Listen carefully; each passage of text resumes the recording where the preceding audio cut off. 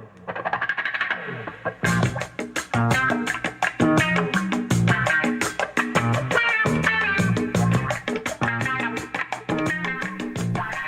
question is often debated, but in my opinion trading is gambling. But gambling is not trading. Now, trading allows you to engineer a position whereby you can exit at any given point for a profit or a loss. Now, most traders follow a fundamental principle of protecting one's bank, but sometimes a particular reason for entering a market may be strong enough to do nothing, or at least very little in play. Good examples of this: Bologna versus Atalanta, and there's definite value in Atalanta at 2.80 given their current form and Bologna's indifferent recent record. And the second trade was Real Sociedad against Barcelona, and I'll come on to that one later on in the video. Now, I'm a big fan of current form, and Atalanta sort of came into this game having won the last 5 on the bounce, while Bologna had lost 3 of the last 5 at home, and Atalanta's wins came sort of impressively against Inter and Napoli. So basically I just simply backed Atalanta at what I thought was a cracking price at 2.64 in the match odds, with a small kind of cover, if you like, on the 1-1, which I backed for £9, and a small back bet on the draw in the half-time full-time market. Now, trade went our way, and on to 19 minutes Atalanta took the lead to go 1-0 ahead. So what I did here at this point was, rather than to let it run, I hedged for a £13 green on the match odds, and at the same time, because the market suspected that Bologna might get back into the game, I laid 1-1 for just about the same price that I backed it, sort of 7.6. So basically I sort of cleared the red on the correct score market. So, you know, I was left with a £6 liability on the red on the half-time full-time market, and I exited the trade at that point. Now, why did I do that, since I was so bullish about Atalanta?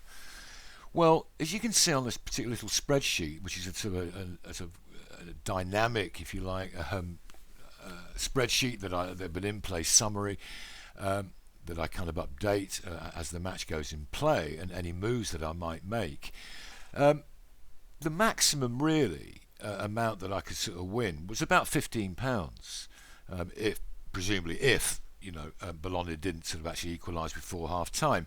So I would potentially lose on a couple of markets there. So I got out of that trade for £6. Now, the principle I carried over to Sociedad and Barcelona. Now, slightly different reasons here for doing what I did. I laid Barcelona at 1.5, and I just backed 1-1. And those are the only 2 markets I did. I didn't take any extra cover on a Barcelona win. And, you know, why was this? Well, look at the statistics. Barca have been to Sociedad 12 times since 2001, and they've won just twice. So, and they've actually got 1 point out of a possible 18 there in the last 6 visits. So that, coupled with some sort of recent sort of news, they've got sort of defensive issues for sure, and you know, Sociedad, well, they've lost to Real Madrid on the opening day of the season, but since then they've at home, but they've won 4, drawn 1 in the last 5. So, and they've got overall 5 defeats at their home ground in the last 25 games. And they also beat Atletico Madrid to boot. So, I mean, every man and his dog was thinking, you know, this is an easy Barcelona win here. So I was going to just basically stick to not really tinkering too much with this, you know, particular trade. It was 0-0 at half time.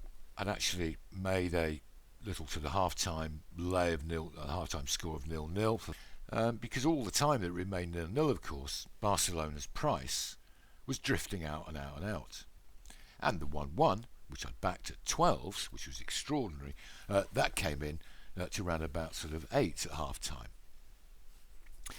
Anyway, 53 minutes and Sociedad took the lead, and they were playing some absolutely fantastic football.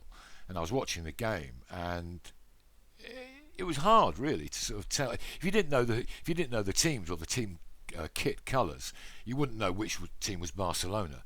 And Barcelona were really sort of off colour that day. So I felt very confident pre-match, but watching the game, I was even more confident about the outcome. But I can never quite take my sort of trading hat off, so I wanted to reduce the red just to sort of some extent, which I did on the match odds. I'd also laid 1-1, and I reduced the liability from £20 to £10. While it was still 1-0, I was looking to perhaps take a little bit more of that liability out of the correct score market. And just after Sociedad's goal, I'd backed over 2.5 goals. Barcelona couldn't possibly play, as badly as they did in the first half. So, whereas Sociedad were really playing sort of some great and fluent football, there was always a possibility, that Barcelona, could get back into the game. And of course, the market duly reflected that by, backing in 1-1 to sort of round about 4.1. And 7 minutes later, after I'd done those that various lay, a couple of lays there on 1-1, which I'd backed at 12s pre-match, Barcelona equalised. I mean, they still weren't looking, that great, frankly. Now here I'm in a very nice position here. I can cash out, as you can see, on the correct score. I can take £30 there. On the match odds, I could cash out for £20 or 18. And on the over, just sort of highlighting it here. On the over 2.5, I can get sort of £26 there, £32 on the correct score, and sort of nearly £20 on the match odds. So this is over 100% return on investment I can get. But I'm sticking to my guns here, and I'm kind of letting this run. Now my bank's been protected to the extent that the trade went my way, as my pre-match analysis figured, so I was sort of happy with that. I mean, what's left to do really is to see how best I can kind of maximise this. Now, I'm not going to make my calculations. I'm not going to really make more than sort of 100 quid on this, but I sort of want to make at least sort of 60. So I laid 1-1 again at 2.2.